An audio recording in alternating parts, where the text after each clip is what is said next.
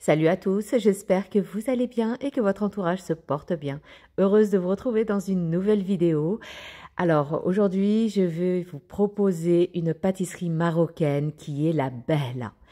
Alors c'est une pâtisserie très traditionnelle ici au Maroc que l'on fait pour l'approche de l'Aïd al-Fitr mais aussi pour Douazatay. Donc, si vous voulez voir la suite de la recette, eh bien, suivez-moi, c'est par ici. Une recette à tester en urgence. Allez, on y va. Il nous faudra 125 g de beurre. Ici, c'est de la margarine. Vous pouvez prendre du beurre normal, mais il faudra que vous la sortiez à température ambiante. Donc, 125 g de beurre margarine. 125 g d'huile de tournesol,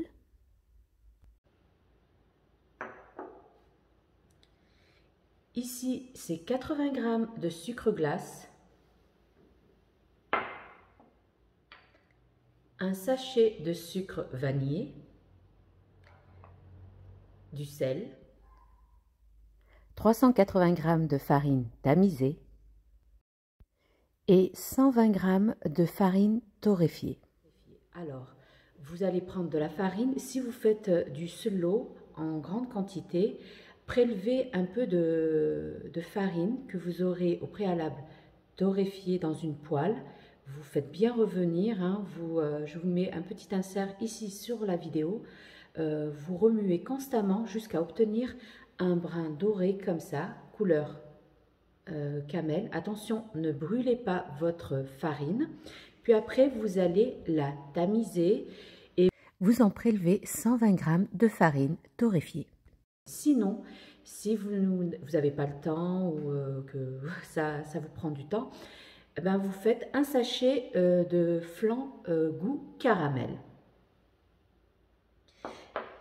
Puis, on aura besoin d'amandes. Ici, c'est des amandes que j'ai fait légèrement torréfier au four 5 minutes à 180 degrés, légèrement. Puis après, je les ai coupées grossièrement au couteau. Je n'ai pas voulu le faire passer au mixeur parce que je voulais un peu de croquant dans mes relebia, dans mes behla. Donc ici, c'est 50 g d'amandes torréfiées. Ici, c'est 50 g aussi de sésame torréfié que j'ai fait torréfier à la poêle. Vous remuez constamment. Attention, ne brûlez pas vos graines de sésame. Puis après, vous en prélevez 50 g. Ici, on a besoin de 2 sachets de levure chimique. Ça équivaut à 15 g de levure chimique. Et enfin, pour avoir ce côté croustillant de nos behla, il vous faudra du bicarbonate de soude alimentaire. Alors ici, c'est 4 g de bicarbonate, ça équivaut à 1 cuillère à thé de bicarbonate de soude. C'est ce petit secret, ce petit ingrédient qui vous donnera ce côté léger et croustillant à vos behla. Maintenant, dans le bol de votre robot, alors la relebia, la behla, requiert un long pétrissage. Vous pouvez le faire dans dans un grand saladier du style Gsa et vous pétrissez. Moi, j'ai mes robots, donc je vais les utiliser. Soit le robot KitchenAid, là en l'occurrence, ou sinon, vous utilisez votre robot Thermomix. Vous mettez tout à l'intérieur et vous pétrissez. Vous faites en mode pétrin 5 minutes. Ici, moi, je vais utiliser mon KitchenAid. Donc, je vais commencer par mettre mon beurre margarine que j'ai sorti au préalable. Donc, comme d'habitude, je vous mettrai tous les ingrédients sous la barre d'infos. Puis, je vais rajouter mon huile. Je vais rajouter le sucre glace. Je vais mettre mon sachet de vanille. Je vais rajouter une pincée de sel, donc une toute petite pincée de sel.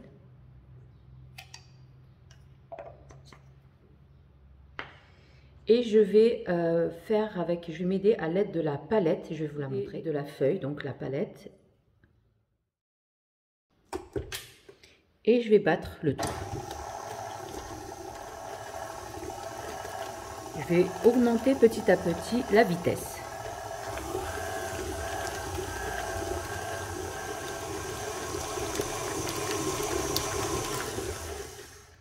Je veux juste amalgamer le beurre avec l'huile.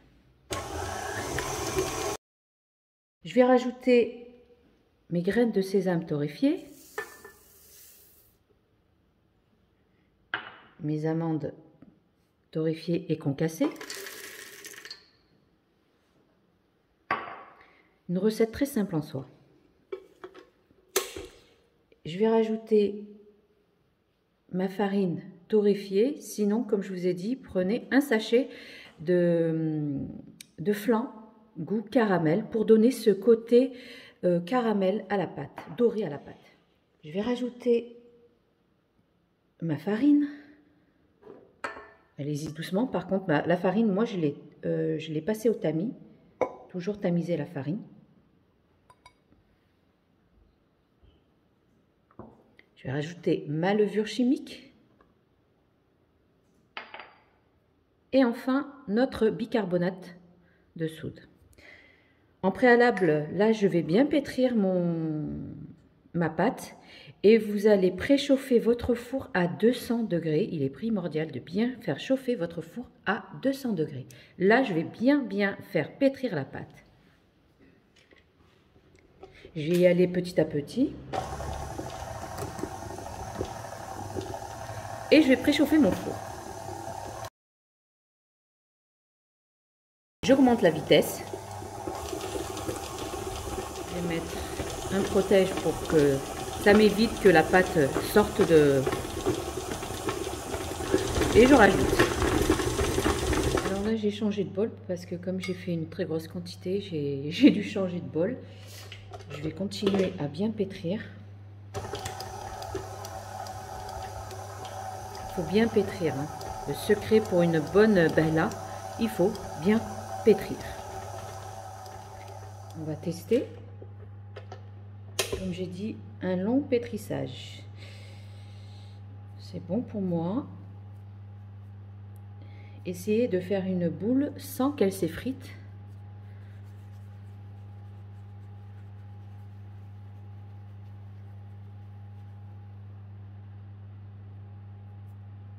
Ok, c'est bon. Maintenant, nous allons passer au façonnage. Alors moi, je vais utiliser des plaques spéciales Bella, Ghoribia, que l'on trouve partout ici au Maroc, mais vous pouvez le trouver aussi en France, dans les bazars orientaux ou dans les souks. Donc ça, c'est la forme typique des Bella. Sinon, si vous n'avez pas ça, il n'y a pas de souci, vous prenez une plaque munie de papier sulfurisé et vous faites des boules de 25 grammes chacun. Donc,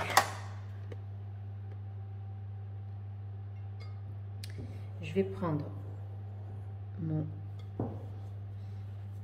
Ça c'est bien pétri parce que la Ghoribia marocaine, elle demande un très long pétrissage pour que le gras puisse bien s'amalgamer et on obtient une pâte malléable qu'on peut modeler comme de la pâte à modeler. Donc moi je vais faire à l'œil, mais vous, si vous n'avez pas le compas dans l'œil, eh ben, vous pesez 25 grammes environ de Bella. Testez cette recette vraiment avec un bon café ou avec un bon verre de thé, c'est juste un pur délice. Donc vous voyez, on va faire des espèces de... On va rouler la pâte comme une espèce de secoupe volante, on va dire. Voilà. Et on va la déposer sur chaque empreinte. On va appuyer légèrement sur la... Voilà. Et comme j'ai dit, préchauffez votre four à 200 degrés pour avoir ces fameuses fissures qu'on trouve typiquement dans les Bella. Donc je vais procéder comme ça.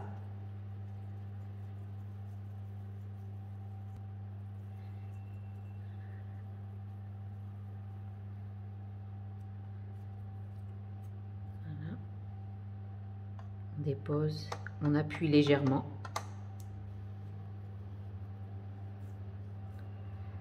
Voilà, vous écrasez dans la paume de votre main, comme ceci. Et vous faites des roulements. Si vous voyez que quand vous roulez, votre boule s'effrite, c'est que tout dépend aussi, comme j'ai oublié de vous le mentionner au début, le pouvoir d'absorption de la farine. Donc si vous voyez que malgré que vous avez bien pétri et que elle s'effrite, rajoutez, on va dire 30 grammes d'huile neutre dans votre pâte, tout en pétrissant bien sûr.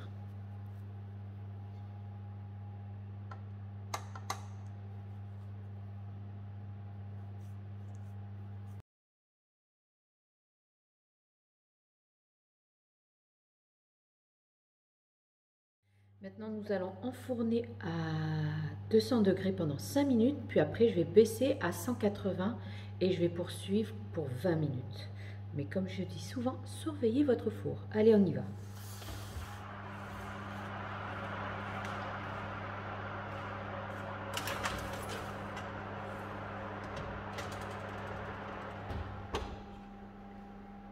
Je vais compter 5 minutes à 200 degrés, puis après, je baisse à 180 et je poursuis 20 minutes. Mais comme je dis souvent, surveillez votre four, tout dépend des fours. Il faut que vos rerebiya, donc vos behla, puissent craqueler au-dessus. Donc s'ils craquellent, c'est signe que vous avez réussi un bon pétrissage au niveau de la pâte. Donc là, au bout de 5 minutes, j'ai baissé le four à 180 degrés et je vais poursuivre pour 20 minutes. 20 à 15 minutes, tout dépend des fours. Il faut que vos behla sortent dorés, légèrement dorés. Et voilà, je viens de les faire sortir du four.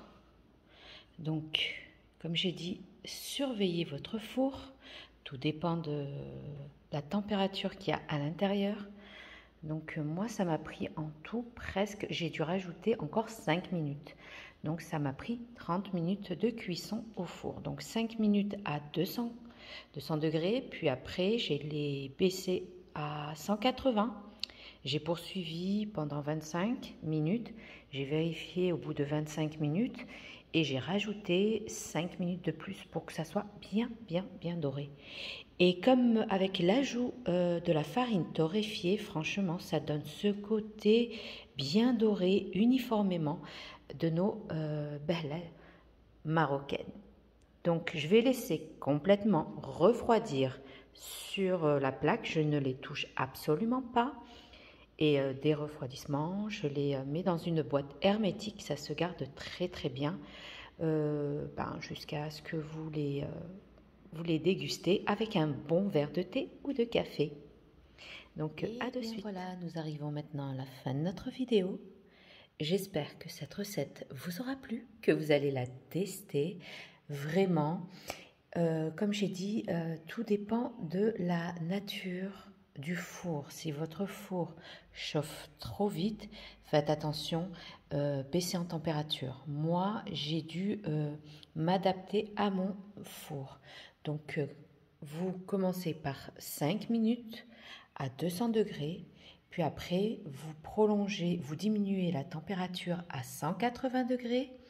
Puis, vous prolongez la cuisson jusqu'à dorure complète. À partir de 20 minutes, si vous voyez que vos behla, elles sont encore blanches, poursuivez la cuisson de 5 en 5 minutes.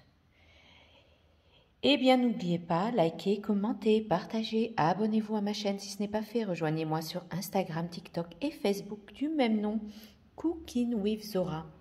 Sur ce, je vous dis à très vite. Prenez bien soin de vous. À la prochaine vidéo. Bye bye.